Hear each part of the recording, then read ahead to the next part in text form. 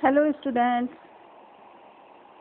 आज हम theory of intelligence पढ़ेंगे। इसके पहले हम लोगों ने पढ़ा इंटेलिजेंस क्या होता है, कितने प्रकार का होता है और उसकी क्या विशेषताएं होती हैं। आज हम पढ़ेंगे कि थ्योरी ऑफ इंटेलिजेंस क्या है, किन किन लोगों ने बुद्धि के सिद्धांत का प्रतिपादन किया। सबसे पहले बुद्धि के सिद्धांत का प्रतिपादन अल्फ्रेड बिने नामक मनोवैज्ञानिक ने किया, जिन्होंने बुद्धि का पहला सिद्धांत बताया।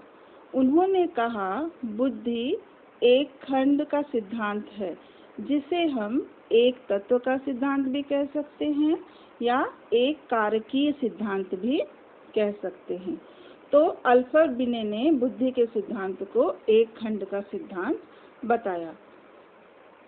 इन्होंने अपने सिद्धांत का प्रतिपादन किया, लेकिन इनके सिद्धांत में और भी मनोवैज्ञानिकों ने अपना सहयोग दिया, जैसे कि स्टर्न, टर्मन आदि मनोवैज्ञानिक ने। बिने का कहना था कि बुद्धि में सिर्फ एक तत्व पाया जाता है, मतलब कि बुद्धि अविभाज्य होता है, जिसे विभाजित नहीं किया जा सकता।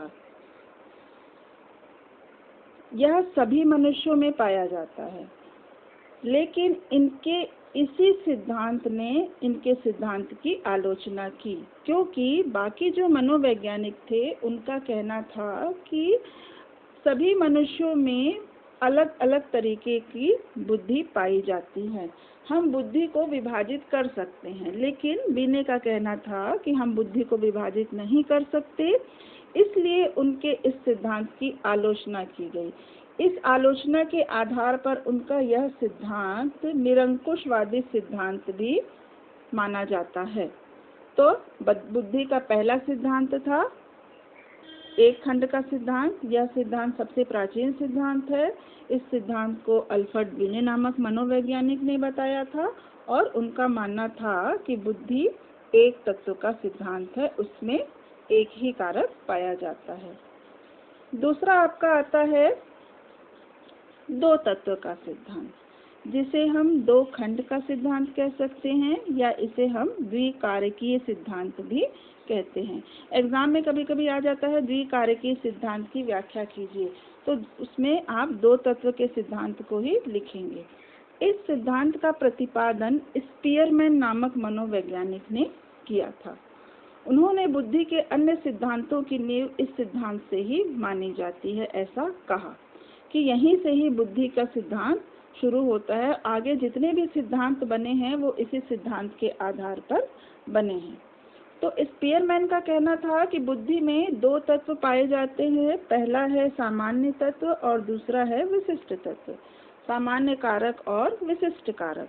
सामान्य कारक को हम जनरल फैक्टर बोलते हैं और विशिष्ट कारक को हम स्पेशल फैक्टर बोलते हैं। तो इसे हम जनरल फैक्टर को GF से दर्शाते हैं और विशिष्ट कारक को हम SF से दर्शाते हैं। अब हमको ये देखना है कि सामान्य कारक और विशिष्ट कारक में अंतर क्या है, दोनों कारकों की क्या विशेषता है। तो सामान्य कारक जो होते हैं वो जन्मजात होते हैं, जो सभी में सामान्य रूप से पाए जाते हैं। बच्चा जब जन्म लेता है तभी से उसमें यह कारक क्या होता है, विद्यमान रहता है। और सामान्य कारक को ही महत्वपूर्ण कारक माना गया है। क्यों माना गया है? क्योंकि मनोवैज्ञानिकों का ऐसा मानना है कि जो सामान्य कारक होते हैं उसी के आधार पर विशिष्ट कारक का निर्माण होता है। क्योंकि जैसे जन्मजात कारक होंगे वैसे ही आगे जाकर उसी के आधार पर आप विशिष्ट कारक का निर्माण करेंगे अपने अंदर। तो विशिष्ट कारक क्या होंगे? जिसे हम अर्जित करते हैं, जिसे हम ग्रहण करते हैं। तो जो कारक को हम अर्जित करते हैं वह कारक क्या कहलाता है? विशिष्ट कारक। अब यह डायग्राम से आप समझेंगे कि जो जनरल फैक्टर होता है वो आपके सेंटर पे है और जिसे हम GF से दर्शाते हैं। बाकी जो आपके हैं वो हैं स्पेशल फैक्टर। तो जनरल फैक्टर और स्पेशल फैक्टर में यदि हम देखें तो मान लीजिए कि आप में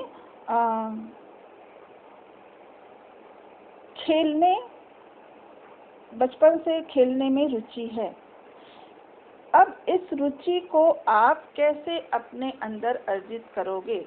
तो खेल में यदि आपकी रुचि है तो हो सकता है कि आप दौड़ने में ज़्यादा अच्छे हों, हो सकता है आप बैडमिंटन खेलने में ज़्यादा अच्छे हों, हो सकता है आप कैरम बोर्ड खेलने में ज़्यादा अच्छे हों। तो ये आपके क्या कहलाएंगे? स्पेशल फैक्टर कहलाएंगे। एक कारक तो आप में जन्मजात है कि आप में खेलने में शुरू से आपका इंटरेस्ट है, ये बाय बर्थ है आप में, लेकिन आप उसको और कितना विशिष्ट बना सकते हैं, उसको आप प्रशिक्षण के द्वारा कितना अर्जित कर सकते हैं, वो आपका क्या कहलाता है? स्पेशल फैक्टर कहलाता है। अब हम तीसरे सिद्धांत पर आ जाते हैं। तीसरा सिद्धांत है त्रिखंड सिद्धांत, जिसे हम तीन तत्व का सिद्धांत या हम त्रिकारकी सिद्धांत भी कहते हैं। इस सिद्धांत का प्रतिपादन भी स्पीयरमैन नामक मनोवैज्ञानिक ने ही किया था। उन्होंने अपने द्विखंड के सिद्धांत में थोड़ा सा और संशोधन किया और अपना अगला सिद्धांत त्रिखंड का सिद्धांत बनाया। उन्होंने ऐसा सोचा कि मनुष्य में सामान्य कारक, विशिष्ट कारक के अलावा एक और कारक भी होता है जिसे हम सामूहिक कारक कहते हैं। उन्होंने जैसे कि जनरल फैक्टर और स्पेशल फैक्टर, ये दो फैक्टर है। तो जनरल फैक्टर सामान्य कारक जो सब में पाया जाता है और विशिष्ट कारक जिसे हम अर्जित करते हैं। उनका कहना था एक तीसरा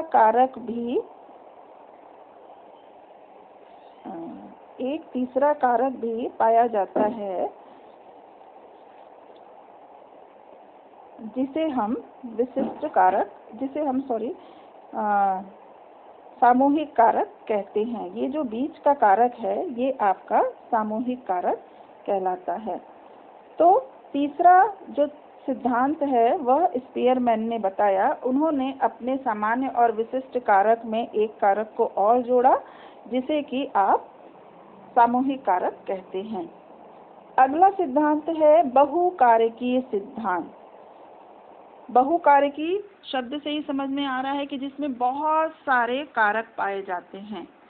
तो इस सिद्धांत का जो प्रतिपादन है वो अल्बर्ट ली थॉर्नडाइक नामक मनोवैज्ञानिक ने किया। इस सिद्धांत को बालू का सिद्धांत भी कहते हैं या इसे हम परमाणुवादी सिद्धांत भी कहते हैं। यदि एग्जाम में आता है परमाणुवादी सिद्धांत की व्याख्या कीजिए तो आपको बहुकारकी सिद्धांत की व्याख्या करना है। परमाणुवादी सिद्धांत क्यों कहा जाता है? क्योंकि इसमें पहले ही आप समझ चुके हैं कि इसमें बहुत सारे कारक मिलकर आपका क्या बनाते हैं? बुद्धि का निर्माण करते हैं। जैसे बहुत सारे अणुओं से मिलकर परमाणु बना होता है, इसलिए इस सिद्धांत को परमाणुवादी सिद्धांत भी कहा जाता है। इसमें बहुत सारे कारक होते हैं। अब मान लीजिए कि आपकी रुचि कविता लिखने में है। कविता लिखने के साथ साथ आपकी रुचि साहित्य में भी है। तो आपकी ये दोनों जो बुद्धि है वह मिलकर क्या बनाती है? उभयनिष्ठता का निर्माण करती है। मतलब कि ये दोनों चीजें मिलकर क्या हो गई? उभयनिष्ठता का निर्माण करती हैं। इसलिए इस सिद्धांत को हम क्या कहते हैं? बालू का सिद्धांत भी कहते हैं। अगला सिद्धांत आपका है समूह कारकीय सिद्धांत। इस सिद्धांत का प्रतिपादन लुईस थर्स्टन नामक मनोवैज्ञानिक ने किया। इस सिद्धांत के अनुसार बुद्धि 7 प्राथमिक कारकों से मिलकर बनी होती है और यह सभी कारक एक दूसरे से क्या होते हैं, भिन्न होते हैं। पहला कारक है इसमें आंकिक कारक, जिसे हम नंबर फैक्टर कहते हैं, NF। इस कारक में जिस व्यक्ति में अंकों की पहचान करने की क्षमता सबसे ज़्यादा है, इसका मतलब यह है कि उस व्यक्ति में आंकिक कारक नामक बुद्धि ज़्यादा है। दूसरा है शाब्दिक कारक। शाब्दिक कारक मतलब कि शब्दों को पहचान करने की क्षमता। जिस व्यक्ति में शब्दों को पहचान करने की क्षमता ज़्यादा होगी, उस व्यक्ति में यह फैक्टर सबसे ज़्यादा पाया जाएगा। फिर आपका तीसरा आ जाता है स्थानीय कारक, जिसे हम देशिक कारक भी बोलते हैं। स्थानिक का मतलब यहाँ पर आपका कल्पना करने से है। जिस व्यक्ति में कल्पना करने की शक्ति सबसे ज़्यादा हो, उसमें यह फैक्टर सबसे ज़्यादा पाया जाता है। चौथा फैक्टर आपका है तार्किक कारक, जैसा कि नाम से ही आप समझ सकते हैं। जिसमें तर्क करने की क्षमता सबसे ज़्यादा हो, उसमें यह फैक्टर सबसे ज़्यादा पाया जाएगा। अगला है शब्द प्रवाह कारक, मतलब कि बोलने की चालाकी। जैसा कि कभी कभी ऐसा होता है कि कुछ व्यक्ति, इसमें हम बहिर्मुखी व्यक्ति को ज़्यादा ले सकते हैं, क्योंकि वो उसमें बोलने की क्षमता ज़्यादा होती है। जैसे कि कुछ लोग भाषण बहुत अच्छा देते हैं, इसका मतलब यह होता है कि उसमें शब्द प्रवाह कारक सबसे ज़्यादा पाया जाता है। नेक्स्ट आपका है स्मृति कारक, मतलब याद करने की क्षमता। जिस व्यक्ति में याद करने की क्षमता ज़्यादा होती है, इसका मतलब है उसमें स्मृति कारक ज़्यादा मात्रा में पाया जाता है। कभी कभी ऐसा होता है कि हम कुछ व्यक्ति किसी चीज़ को एक बार देख लेते हैं और उसे हमेशा याद रखते हैं, तो इसका मतलब यह हुआ कि उसमें स्मृति कारक सबसे ज़्यादा मात्रा में पाया जा रहा है।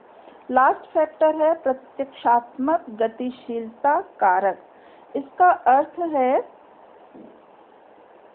प्रत्यक्ष देखना, या हम किसी चीज़ को देखकर तुरंत उत्तर देते हैं। कभी कभी कुछ चीज़ें ऐसी होती हैं कि आपको दिखाई जाती हैं, कुछ आधे अधूरे डायग्राम रहते हैं, या कुछ चीज़ें दिखाई जाती हैं, कुछ लोगों को समझने में थोड़ा टाइम लगता है, कुछ लोग तुरंत उसका जवाब दे देते हैं।